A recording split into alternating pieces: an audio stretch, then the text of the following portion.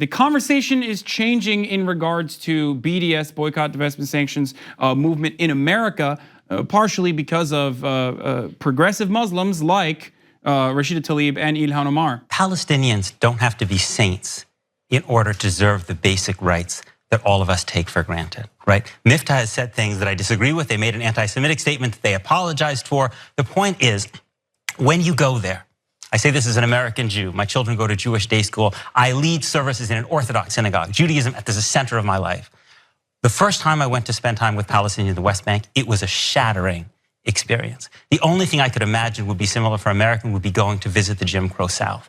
When you see people living under the control of the state with no rights, they cannot become citizens. They cannot vote for the state that controls their lives. They do not have free movement. They need a pass to move from city to city. They live under a military legal system. The consequences are more brutal than we can imagine sitting here. So do I agree with Miftah? Of course not. I had a close friend who was killed in a suicide bombing. But Palestinians don't. You could have made the same argument if you went to visit SNCC and said, oh, they were connected with communists. Some of their people have made anti-white statements. The point is, what Ilhan Omar said is the most important point. People need to go and see for themselves. I've never seen anyone who's gone and seen for themselves and not been transformed by the experience. So I know you have some thoughts about this, so let's hear it. I mean, this is remarkable. This is a radical change in the Overton window shifting right in front of our eyes, where CNN is discussing the conditions in which Palestinian people living in the West Bank are subject to these horrific conditions, horrific living conditions by the state of Israel, America's greatest ally and the only democracy in the Middle East, if you ask Republicans and even liberals. Very much so. I mean, it's definitely shifting. Some would say this has been a pivotal moment in the debate over Israel-Palestine, definitely in my lifetime, definitely in my career of watching American politics and following American foreign policy on the Middle East. And it has come as a direct result. The reason Peter Boehner can go on CNN and talk in that way, and credit to Peter, good for him for doing that, is because Rashida Tlaib and Ilhan Omar opened this conversation. And actually, in a way, they didn't even open it. It's because that they were attacked. Here's what's so amusing and ironic in this whole depressing, bleak situation. It's because of the vicious attacks on Ilhan and Rashida from the right, from supporters of Netanyahu and Trump, that actually has emboldened them to really push on this issue, much more than they did when they were elected. I remember when they were elected just last year. We weren't hearing any of this stuff. I mean, they were saying this stuff. A lot of us had high expectations that Ilhan Omar, Rashida Tlaib, having a Palestinian American woman, having a Muslim woman in a headscarf in Congress would change the conversation. But the irony is, it's because of the bad faith attacks on them, the disingenuous attacks, the smears, accusing them of being anti-Semites, accusing them of being supporters of terrorism, accusing them of being anti-American. It's always that put the spotlight on them and then backfired, because you put the spotlight on two women who weren't going to take this shit. And we're actually going to come out and hold a press conference as they did yesterday and speak emotionally, passionately in that way to humanize the Palestinian people, to humanize refugees in the way that Ilhan and Rashid has done. So the attacks on them have backfired from Trump downwards. I know that Donald Trump and his advisors think this is going to be our election campaign, and yes, it will help them energize their racist MAGA base. I get all that, but in the long run, this has opened doors and made people there are centrists. Let's go back to the liberals, Hasan. There are liberal supporters of Israel, the PEPs, the progressives except Palestine, the people who are lefty on every issue except when it comes to Israel. There are those people who want it to be a bipartisan issue. They don't want to say anything more than, I support a two-state solution. We'll have that one day with a peace process.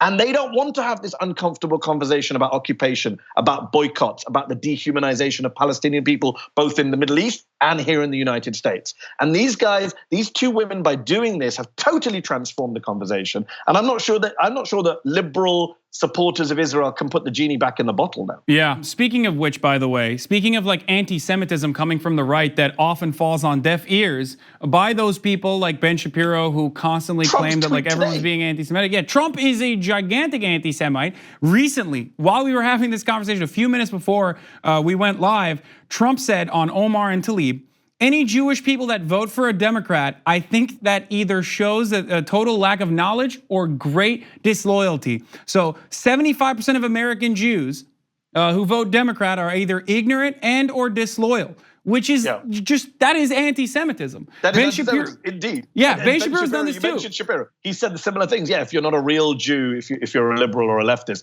Well, it's interesting about Trump. First of all, let me say two things in response to that, which I hadn't seen.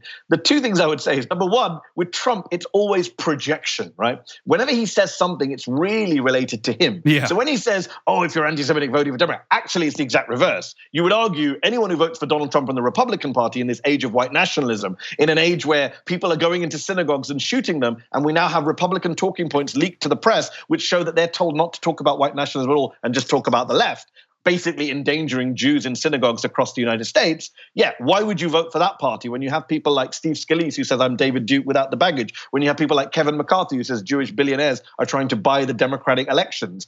When you have people like Louis Gohmert who's obsessed with George Soros, or Matt Gaetz who invites Holocaust terrorists to State of the Union. That is the modern Republican Party. It's basically a white nationalist party now. So yes, I would ask why the 25% of Jews who vote Republican still vote Republican. But what's interesting is the second point I'd make, Hasan, is this is not a new conversation. The Republicans for several years now have been trying to peel off American Jews and get them to vote Republican. We saw that with Romney. We saw that. Remember when Huckabee said Barack Obama is leading Jews to the oven? Do you remember that? That ridiculous, cheapening the Holocaust there. No one called him an anti-Semite at the time on the right. That was all part of this obsession with why are these Jews voting for Barack Obama when he's throwing Israel under the bus? He wasn't throwing Israel under the bus. He gave Israel more weapons than any president in modern history. But also, he also got more votes. I think this is true. He got more votes, Barack Obama, from Jews than any human being in the history of mankind. No human being on earth has had no Israeli prime minister has had more Jewish votes than Barack Obama got. So it didn't work with Obama. I don't think it's going to work with the next presidential candidate. I will laugh my head off if Bernie Sanders is a Democratic presidential candidate and Trump decides to use anti-Semitism as his card against the first Jewish presidential candidate in American history. 100% that's coming. I mean, there is a reason why you can tie a direct line, like you can draw a direct line from cultural Bolshevism and cultural Marxism, which are fascist dog whistles historically used and created by Nazis, to the modern day Republican Party and their messaging and how similar it is. Sometimes literally the exact same when they talk about Soros.